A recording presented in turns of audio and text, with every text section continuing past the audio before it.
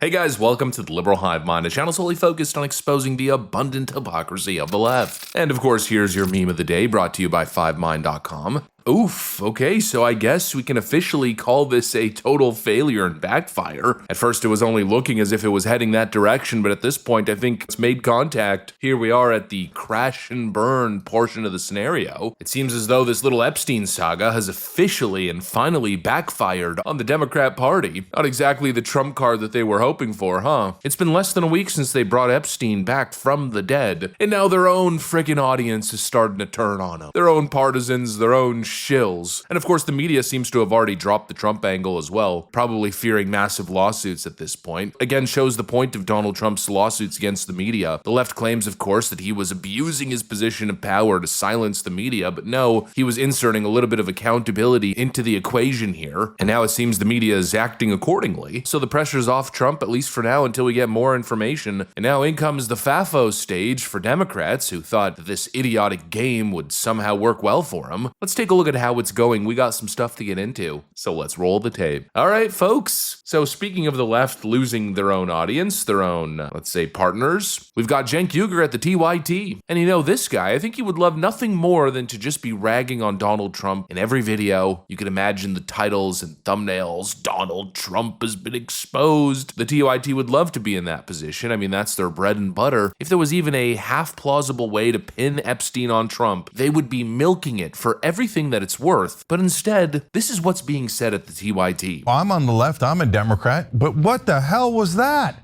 That was crazy. So he's apparently got these Congress people on speed dial, and he's watching. I read the whole story, of course, and he's watching the entire hearings and he's texting people different directions. Did anybody know that Epstein was running our government? I mean, that was amazing. Did you see? She doesn't know who Rona is, so she misspells it in the text. She thinks it might be an acronym for something, and then she says, Ms. Rona. Rona's her first name. It's Rona Graff, the assistant for Trump. She literally has no idea what she's asking. She's only asking that question because Epstein directed her to ask that question. And interesting that Epstein at that point is directing people on how to damage Trump. So that doesn't serve any of my interest for me to tell you that, but that's what's happening in that hearing. You gotta be fair and you gotta call out what's actually happening. But what's interesting in all the emails is Epstein goes back and forth, back and forth. Should we hurt Trump or should we help Trump? Should we hurt or help? And depending on what Trump is saying, he categorizes Trump as dangerous. My guess as to why he thinks Trump is dangerous is because usually when someone is bought or blackmailed, they stay bought or blackmailed, right?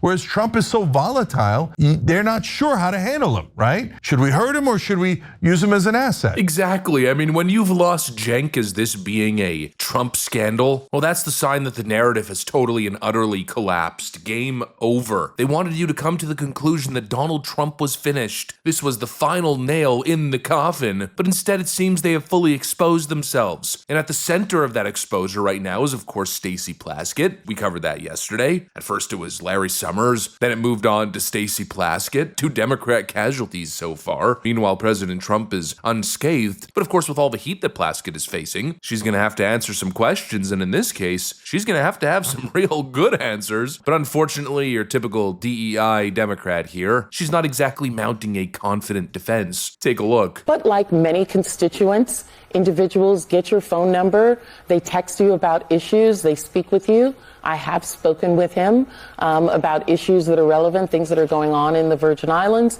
and elsewhere around the country. Right, but on that day that we're talking about, you initiated the text exchange at 7:55 in the morning. So why were you even texting with Epstein at the time? He was a known sex offender then. Sure. You know, I explained to people, I've been a prosecutor for many years. And there are a lot of people who have information that are not your friends, that you use to get information to get at the truth. I believe that Jeffrey Epstein had information and I was going to get information to get at the truth. Having a friendship with him is not something that I would deem to have. And so I'm just looking forward. I'm moving forward. And I think that that's what we as American people should do, is move forward. If individuals are not involved in illegal activity, extending his criminal enterprise or his financial enterprise or all of those things. I think that we need to look at what people are doing moving forward.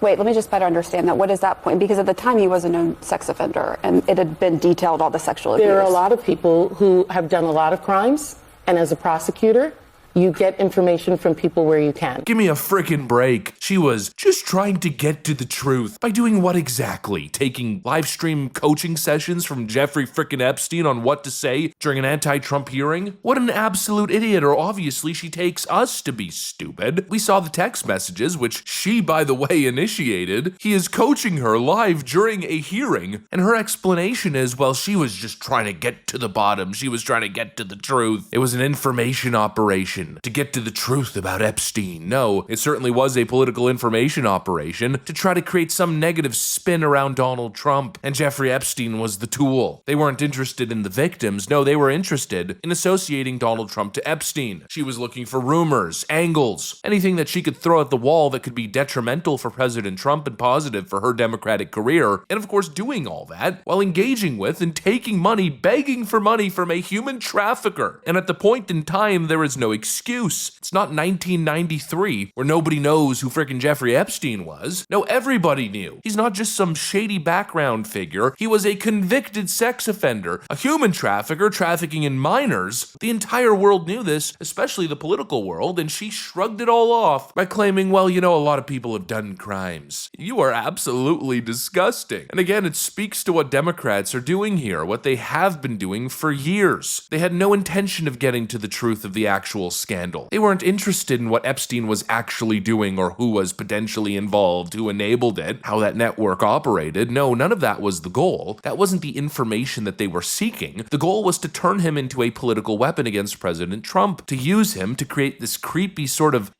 assumption or gossip relating to Trump and Epstein. Feels like this was a multi-year campaign that all culminated in the document drop that we saw the other day. And all of it for what? For big fat nothing, and now Democrats being put under the friggin' microscope, because of course, as we know, this Epstein thing has been a Democrat, or at least mostly Democrat scandal since day one. And it goes deep. There's a reason why Hakeem Jeffries looks like a friggin' deer caught in the headlights these days. I'm not sure if he personally approved on this strategy, but he's now got to go with it and of course be the face of it, considering he's the face of the Democrats in the House. And the guy looks pale like a ghost. All of a sudden talking about bipartisan transparency. Yeah, I wonder why that is. Well, it's because we're now learning that Jeffrey Epstein basically made the guy's damn career. There's all kinds of information, all kinds of emails between them going back and forth in 2013. And so again, just like Stacy Plaskett, we got another top Democrat who's trying to pin an Epstein connection on President Trump, but Trump ditched Epstein decades ago. Meanwhile, so many of these Democrats, as recent as Epstein's literal passing, they've all been on the take. He was one of their top donors, and that includes Hakeem Jeffries. It's unbelievable. Well, actually kind of believable when you understand how these people operate. But of course, we've got a massive hole that's just been blown straight through their entire act. And that's the beauty of this new information landscape that we're operating in. The Democrats no longer have the stranglehold on the mainstream media that they once did. Not to say that media is not biased, but it's not in their pocket like it used to be. First off, because of their collapsing ratings and just the loss of trust and credibility that these networks have had to deal with, carrying water for the Democrats as they have been. But most importantly, because we got X now. It's hard for them to lie. And then on top of it, they know there's consequences now. Trump will frickin' sue them into oblivion if they lie. And so would you look at that? All of a sudden, the media's kind of getting it right. I mean, kind of. And that's pretty much worst case scenario for the Democrats. If they're facing scrutiny on their narratives, if they're actually being asked the right questions by the mainstream media, the whole frickin' thing falls apart instantly. And that, of course, is exactly what's happening here. Another narrative bites the frickin' dust and, of course, backfires spectacularly. Anyways, that's what I got for you guys. Thanks for watching, and I'll see you on the next one.